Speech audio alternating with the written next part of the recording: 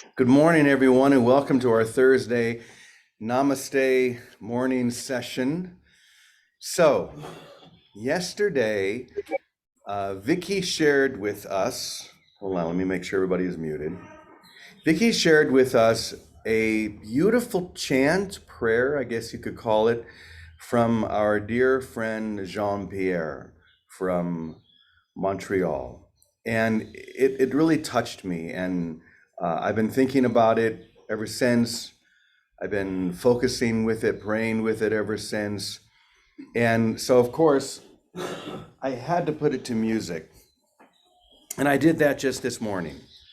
And I think this is going to be a beautiful meditation. Maybe we'll share this a lot. We'll see how you feel. But I think that these words in this prayer are so beautiful. So let me share the words with you in case you've forgotten. This is a slight adaptation here, but pretty much the same. I see you and I welcome you. I rejoice in you and I love you. I am you. You are me. We are one. So listen to this, and I'm going to bring you in just at the right moment. I invite you at some point just to look around the room. If you're sitting here at Namaste, see if you can catch the eyes of someone next to you and pray this with them and through them. If you're on the Zoom call, you can just glance around at all the different faces and share this light with them. I see you and I welcome you. I rejoice in you and I love you. And I love you. I love you. Sing that with me. I see you and I welcome you. I see you and I welcome you. I rejoice in you. I rejoice in you and I love you. And I love you. And I love you. And I love you. Let's do that a couple more times and look around the room. I see you and I welcome you. I rejoice in you and I love you. And I love you. And I love you. Even deeper now. I see you and I welcome you. I rejoice in you and I love you. And I love you. And I love you. Here we go to the second part. I am you, you are me, we are one. I am you, you are me, we are one. Feel that now. I am you, you are me, we are one, one. I am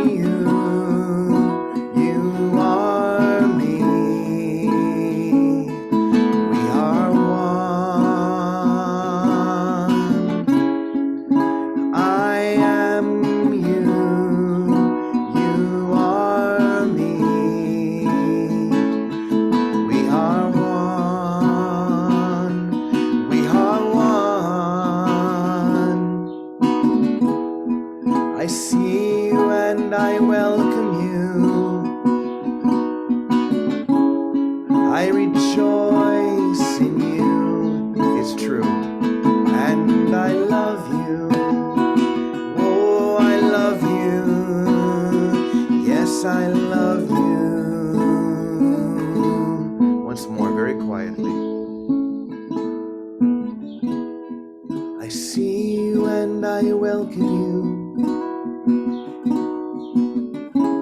I rejoice in you, and I love you. I love you. I love you. For those of you here at Namaste, I want you to pick one person. And so the two of you will be just looking into each other's eyes. And if it's an odd number, there can be three. Go ahead and pick someone now. And for those of you who are in the Zoom room, see if you can find someone that you can look at, or just look at many people. And really, don't let these just be words. Let this be a full and a whole experience. Give them everything, and everything will return.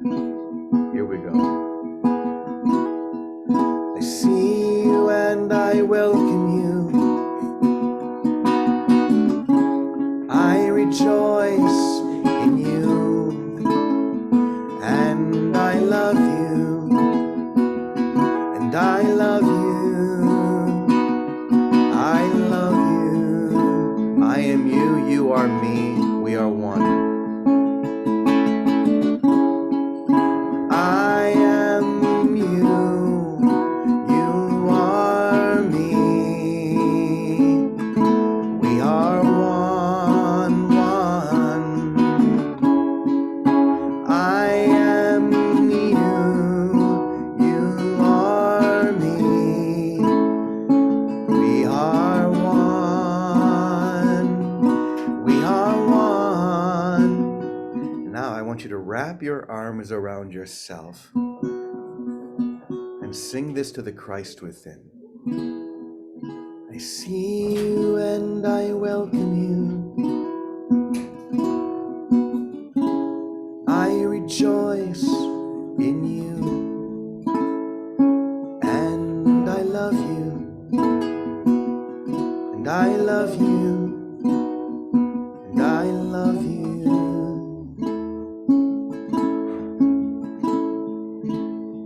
And I love you, and I love you, and I love you. One more time. And I love you. I love you. I love you.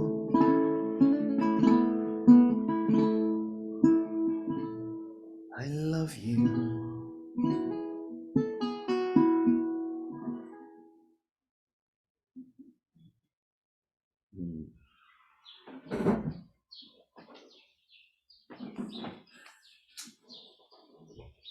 Wasn't that a beautiful way to begin? I love you. And I love you. And I love you.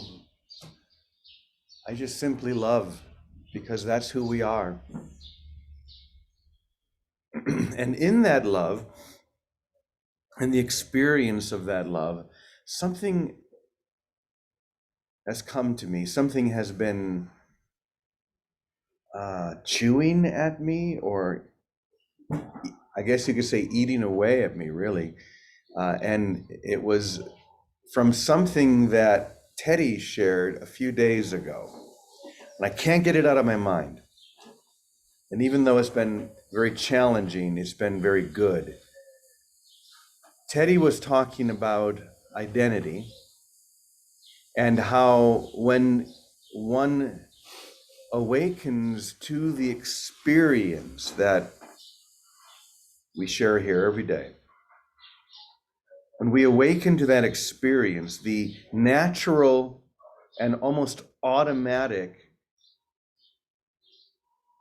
thing to do is to extend that, to share that. It's almost because it's like a container being filled with water, and at some point it has to go out because it can't contain it. And it's the same for us. We become so filled with light and love that we can't contain it. We have to extend it. It's natural. Why? Because that's what God does.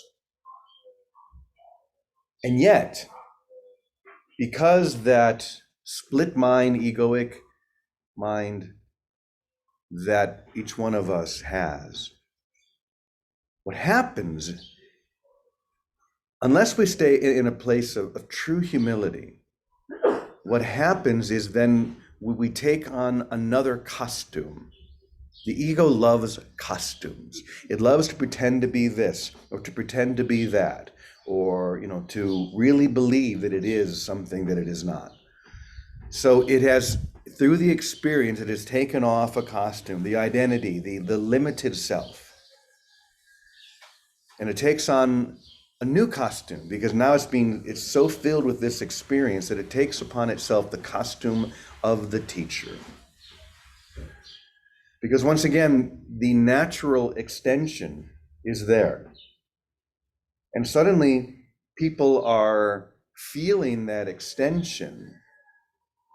And so the automatic thing that many people will want to do is to then rely upon you for that because they want that. And so they will look to you as a teacher. Now, clearly there's nothing wrong with that. But the trick is the identity, the costume. To wear the costume of the teacher and to put value into what I share as the teacher, how I share it as a teacher. Am I being brilliant enough as the teacher? Am I teaching it at a high enough level? Whatever it may be. So this is what I've been chewing on for the last few days. Really looking at that, looking at my own costume. My own costume. For walking around wearing brown all the time because I'm a Franciscan. You think this is something, wait till you see me always wearing the habit, then you're really gonna say, wow, that's a costume. And it means nothing. But the costume of the teacher. And what I find is that every morning before we begin our session here, I'm certainly not one who sits and plans and researches or writes out what I'm going to share. There are a lot of people who would be, at least at the beginning, so frightened to just show up and just begin. But I do have this ritual that I perform every morning, which is to see if I can find a starting point, something to read, something to share. And from that place, to be brilliant. Please don't choke on your water, Baraka. I know. It's like, don't make me laugh when I'm drinking. From that place to be brilliant, to sit up here. I mean, the idea that I wouldn't sit up here and be brilliant is unfathomable to me. I mean, I can't do it, or at least try to. I'm not saying that I'm always brilliant. I'm saying that I'm always trying to be brilliant. There's something in me that wants to. I want this. This is very vulnerable, by the way. I want you all to know that I feel the vulnerability of this, and I feel like I'm going to confession right now. So if there's anyone who can offer me absolution in the end, I would be very grateful. Yes, so in the morning, I realize that I sit there, and I didn't realize this before, it's just what I did. But I'll sit there and I need to come up with something that is just going to be brilliant and to share it in a way that it just leaves these people shining and glowing for hours. What a bunch of BS. And this is what Teddy has shown me. By just in a very simple, beautiful way, showing that when we have the experience, and that experience is strong within me, the force is strong in that one. But once again, humility. It always comes back to humility. That tendency then to then put on a new costume, the costume of the teacher. And I'm sure that There are other costumes that could very easily be put on later on, but that's where I found myself putting on that costume. So here's what I've come to. This is what I wanted to share this morning. I am so sick of it. I am so freaking sick of having to sit in my damn room. And this wasn't even conscious, by the way. It's not like I consciously sat there thinking, okay, today, what can I do to be brilliant? It's so funny just to hear the words. I mean, that's how unconscious it was, but it was definitely there. I see that now. And it's kind of like karaoke. I've often thought I'm not good at karaoke because the whole idea of karaoke is that you should just go there and have fun. You should go there and suck. That's kind of part of the fun. Getting up in front of everyone, taking that microphone and having fun and not worrying about if you're doing it good. I can't do that. I have a really difficult time doing that because I am a singer. And so when I get up there, it's like I have to be good. I have to pick a song that I know is in my range, that I know I've sung 1,000 times before, that I know that when everyone hears that, they're going to say, wow, that guy can sing. It's the exact same thing. I get up here in the morning and I think I have to be brilliant, and I'm sick of it. I'm sick of this stupid costume. And so today, right now, in this moment, I'm taking it off. I want to sit up here and suck. At least one day, I just want to suck. You suck! Thank you. Apparently, I've accomplished my goal of true suckiness. And no, it's not that I want to suck. This is probably going to go down as one of the most memorable sessions ever.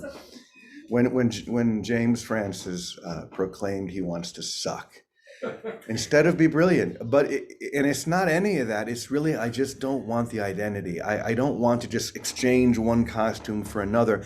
I want to be free. I want to see. I want to continue the grand flow of this experience and this light and this ocean of grace, to allow it to just continue to move through me higher and higher and higher, because all those costumes do is weigh us down. The gilded, jeweled, encrusted costume of the teacher weighs us down. Because now I have to act in a certain way. I have to talk in a certain way. If I'm going to keep up this stupid illusion, I need to continue to convince you that that's what I am. One of the things, those who live with me, I hope know this, that I do always try. I don't try to live up to anyone's idea of what a teacher is. I just try to be myself when I'm interacting and hanging out. But where I realize it shifts is now. When I sit here and have to be brilliant, I put on that costume and it has weight to it. You can't fly if you're wearing a heavy costume. So I don't know where this is going to lead or where this is going to take me, but as I said before, when Teddy shared that the other day, it was like, whoa, this is big. And for me, this is always for me. This is not me teaching you. This is for me. We teach what we need to learn. And so for me, the willingness just to get up here and to not be prepared, not think that there's anything I need to accomplish or anything that I need to leave you with. And the funny thing is that if I come from that space, I will probably leave you with much more than I would have otherwise. The effect will probably be much greater than it would have been otherwise, because I'm not trying. You're not trying. We're not trying. If we just stick with this simple, beautiful prayer from Jean-Pierre. I see you and I welcome you. I rejoice in you and I love you. I am you, you are me, we are one. Just to rest in that. In fact, most of you don't know that I decided that I'm going to have that prayer painted. You know, there's a big space just to the right of my bedroom door that we've been thinking, what can we put there that would, when people walk in, they'll know what we're about. This is what we're about. Whether it be those of us who live here or those of us who are around the world, this is what we're about. So I want people, when they walk in that door, to feel that we see them, that we welcome them, that we love them. We know that we are one with them. There are no costumes here. There are no jeweled, encrusted, weighty costumes. We are free and we will fly together. So that being said, today, Teddy, I'm going to start with you since you are the SOB that got this going in me. So anything you'd like to share, I would love to hear it. I don't know. You know, we all do it. I mean, I listen. I know I did it. As I was said the other day, I think we were talking to in the afternoon. One of the things I said, I remember I went into this 5-year depression. 3 years I couldn't get out of bed, and thank God Vicky took care of me. I couldn't get out of bed, and the other day I just realized it was like the higher you make yourself, the lower you got to go. And finally and it was cool stuff we did. We had places around the world, people have teaching, all kinds of stuff, but it was the identity. It's like you gotta give up the world and give up the identity in the world and just be nobody for a little while. um you know Sometimes Annie talks about the people she meets just out shopping, and she can tell they're awake, but they're just out shopping. That's sort of the way you want to be. How do you normalize yourself when that stuff goes on? And it takes a moment, it takes humility, and it takes a recognition that everybody's that anyway, you know, like we're all that, whether they see it or not. And when you see it in everybody, you're not so special anymore. And that's one of the things that happens. I think, when I look back at this, when you look at the nuns and the priests who lived in cloisters, and they all dressed the same way, it was all an attempt to do that, so they can just equally be the same. Nobody knew who the leader was. Nobody knew who was anything, and they locked themselves up so that they could just be who they were and be it all together and not have any distinction in personalities or identities. Sometimes not even talk, because when it gets down to it, the truth of it is the vibratory frequency of energy of wholeness, when you've had the experience and cultivated within yourself, alters how people feel around you. And people are going to both accept you and love you and reject you and think you're an asshole for no reason. But when you keep it to yourself and you just sit in the state of remembering, and it gets really simple. I'm coming into this thing where I feel like there's something I need to do in terms of teaching or something, and it's because I'm hearing so many wrong takes on it by teachers who are proclaiming themselves to be something, and you don't want to lead the flock astray. Even you just want to give it to them straight up and give it them the truth. That's it. You don't want to warp it. You don't want to bend it. You don't want to you don't want to alter it. You just want to give them the truth. And how you do that without adding yourself to it, that's what we come to learn. And when you get yourself in the position to learn that, and Jesus says in the course, everyone is here to learn. We're only here to learn. We teach what we need to learn, as you said. And then finally we discover it. And then when you just make that discovery, that feels right. How do I do that? And for me, the big thing is guidance and not relying on myself and not relying on anybody in the world. I got to go to my guidance and have them show me and tell me what to do and be willing to listen and follow. And then people will follow, like Moses in the desert. It wasn't because Moses was anything special. It was because he got the message, and the people got the message to follow Moses. Everybody was equal to that. And that was the tribe of Israel. That's what this is. We're doing the same thing over and over again, trying to get different results. And when we begin to learn and begin to know, there's an experience, and there's brothers, and there's validation in the world of space and time as well. As above, so below, as within, so without. It gets really simple. And I like using Jesus's words, even though he tells me to use mine. He said, let the words be yours now. I'm done with mine. You don't need my words anymore. You got yourself. But how do I do it in a way that doesn't make me into something I'm not and don't want to be? Yeah. I just want to be me, and I just want to fulfill my function. That's it. Yeah. How do I keep myself out of the mix? Exactly. Yeah. Right. Exactly. We don't need another one of those. We got plenty of people. Somebody was a thing on Facebook. Somebody quoted Eckhart Tolle.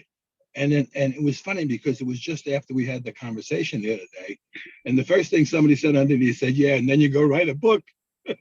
You have this huge discovery about how you're nothing, and then you write a book and tell the world and become a best-selling author, That's something. It's just really interesting. It's like, that's why the goal is leave the world behind, not leave the identity behind in the world. Let the whole world go. Be in the world, but not of this world. And we learn that individually.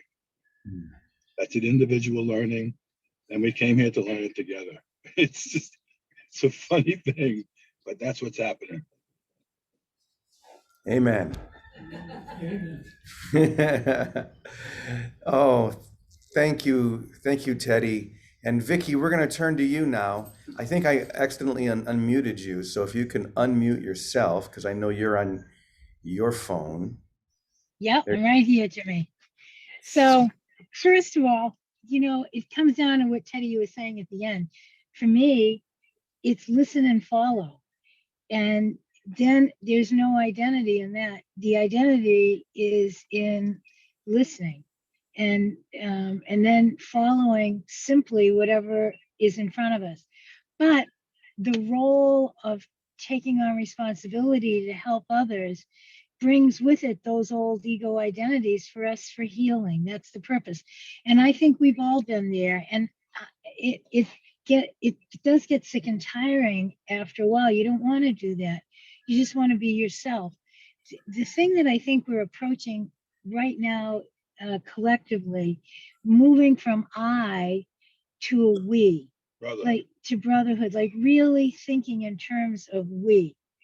And even like we have some sisters, some Carmelites, that we have here in Boston that are friends of ours, and they rotate leadership of who is the mother, the abbey of the season. They rotate that. It has nothing to do with anyone's identity, and there's no faulting anyone if they don't do it a certain way. And that's a good example of starting to live everything as we. And that was a realization I had a few months ago, actually, with our 2:00 call, our Step into Heaven call. And I realized we are opening to listen, and we are following.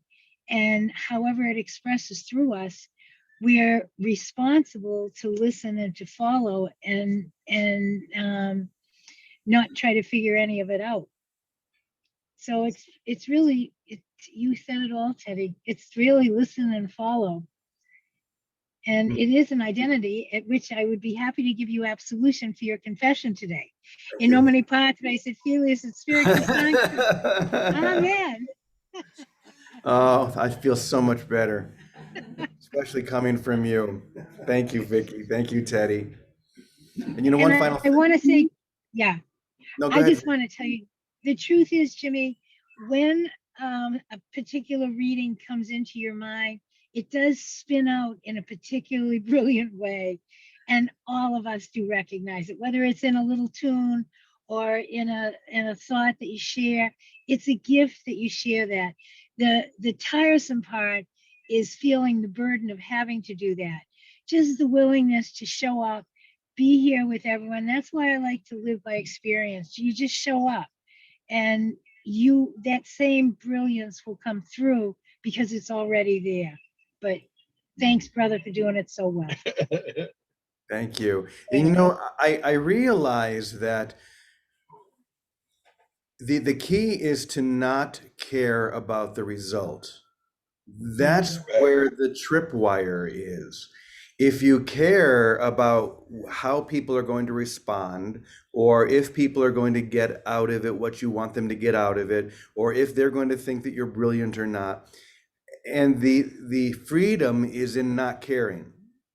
For me, say, to get up here and just share what comes to me, and I don't care whether you get it or not. I don't care whether you hear me or think of a certain way. That's what sets us all free. For me to sit up here and like, oh my gosh, what if they don't really get this, or what if they don't think I'm brilliant? That's the identity, that's the weight. But the freedom that comes from divine indifference, to be divinely indifferent. Like, I'm here just to share what's in my heart. If people get it, they get it. If they don't, that's fine. There's freedom in that. And I think that's the key to this whole thing. So I see you and I welcome you. I rejoice in you and I love you. I am you. You are me. We are one. You suck.